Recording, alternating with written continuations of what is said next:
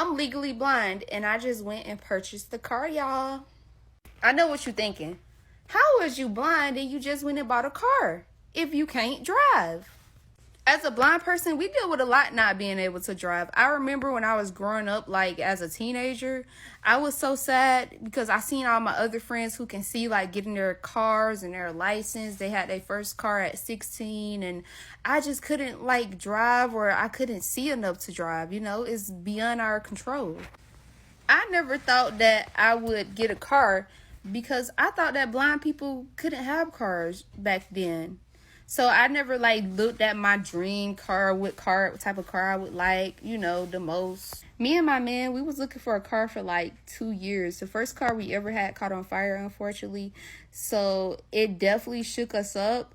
We wanted to find a car through a dealership. The problem with that is I didn't have like extra good credit. Right now my credit not extra good, but it's average. You feel me? Back then, like I didn't have no credit when I first started looking. I didn't understand how to build credit and blah blah blah. But I got it now. I understand now. So it's great. I've been on my own since I was 19. Most people build credit like whenever they get their first car and stuff like that. But I didn't never have that opportunity because I'm legally blind. Like I can't drive.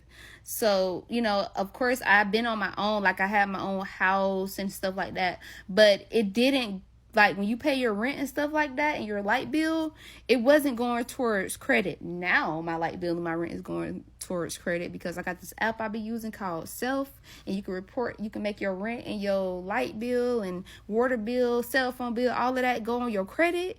Y'all definitely check that out. I understand how to do everything now and what bills count and blah blah blah, how to make other bills count. I understand it now. Anyway, back to the story. So we wanted to get a car like from the dealership or whatever. We finally found the perfect dealership. Every other dealership we went to, we was getting approved for the cars, but they was trying to charge us like $600 for a 2015, you know, and I'm talking about $600 like per month for the car note. And I'm like, no, I'm not paying $600 for a 2015 car. You feel me? Like per month for a car note. I feel like that's way too much. I might pay like $300, possibly $400, but not no $600. Oh no, that's like a brand new car payment for most people, you know, who got the right credit. So we finally found this dealership. The guy, he was willing to work for us, so we got approved for the perfect car for us. It's really like a truck, but it feel like a car we riding in it. But it's a Ford Escape, and I love it. I'm gonna put a picture at the end, but let me tell y'all how that process worked since I am legally blind.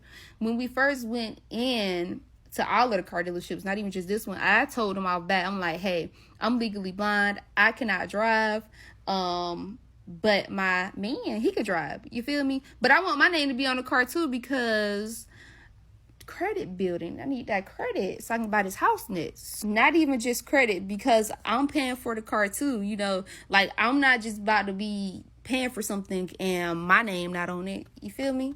So most car dealerships was actually cool with me being blind. Like they was like, okay, like they really didn't care. You know what I'm saying? They just care, like as long as you got somebody with a license to actually drive the car off the lot. And, you know, you just got to let them know I'm legally blind. I'm buying a car for me.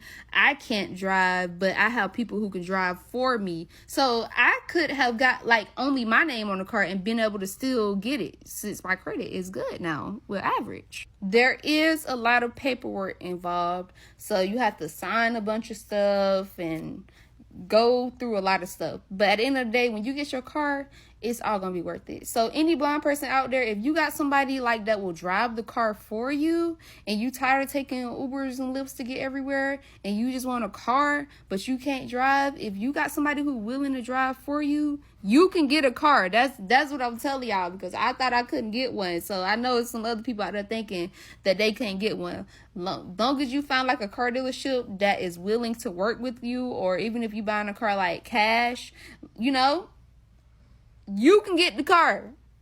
Now, with the car comes with a lot of responsibility. Like, even though I can't drive, I'm still in charge of making sure, you know, somebody drive me to go get my oil change or putting gas in my car and paying my car notes, stuff like that. Making sure I got my insurance paid. Like, I still got to do all that because everything is in my name. I just can't physically drive the car.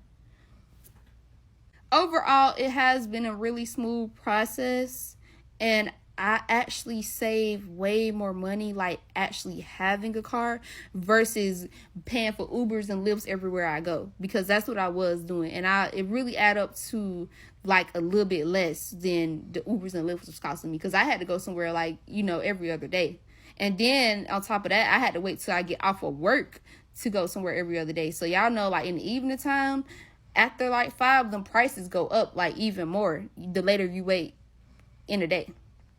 This is my man right here, y'all, and he be driving me everywhere I need to go. Do I be paying my car note on time? Yeah, babe. Do I pay my insurance on time? Mm-hmm. You pay everything. Do you take me wherever I need to go? Mm-hmm. Can I tell when something wrong with the car whenever you're driving it? Yeah. Because I can feel it, because it's my car. Even though I'm not driving it, when something don't feel right, y'all, I be knowing it. Like, don't I? Mm-hmm. Give me them lips. Can't get them lips. Mm. Whenever we went to the car dealerships and I told them that I was legally blind when I walked in, how did they take it? What you mean? They ain't say nothing. They just did the credit check per usual. Like, they asked me, did I need any help signing anything? Did they need to read anything to me? And everything, it was a real smooth process, y'all, for real. I know somebody gonna say it in the comments, so let me go ahead and address it. You can't just get a Tesla? No. Because in order to have a Tesla, okay, if I wanted to get like my name on the Tesla, have somebody to help me drive it, yeah, I can do it. But just like not having a driver at all, no. Even though that Teslas are like self-driving cars, you still got to have like that driver in case an emergency situation was to happen. I have heard of some companies releasing cars that you can order on an app like Lyft and Uber. It's only for public transportation though, and then like the car come pick you up. It's not a driver, but they haven't released them to the public yet. So those are not accessible cars like for blind people to buy yet. That will happen in the future. I'm scared to be in a car like that right now, but hey, maybe we'll see. We'll see what happens in the future. No, there is no cure for my blindness. I was born this way. I'm cool with it. Glasses don't help. My vision is going to do what my vision do. That's the best I can explain it. It's this way. God made me this way for a reason. I'm about to stop talking y'all head off. I'm going to post the car at the end of this video with the truck. I just wanted to let anyone who's visually impaired know what it's like, buying a car as a blind person. And definitely make sure it's a person that you can trust with your car. Like, if you're going to buy a car, make sure it's a responsible driver. Somebody who just not going to, be doing whatever with your car, if that makes sense. And don't let anybody drive it. Only let the people who listed on that insurance drive it, because if you let somebody else drive it, you're responsible for any damages that may happen. Don't give it to nobody who gonna be trying to bring your car back at whatever time. It's your car. It's very important to set your boundaries and make sure your rules are very clear when it comes to your vehicle. Thank y'all for watching. Stay safe and blessed. Until next time.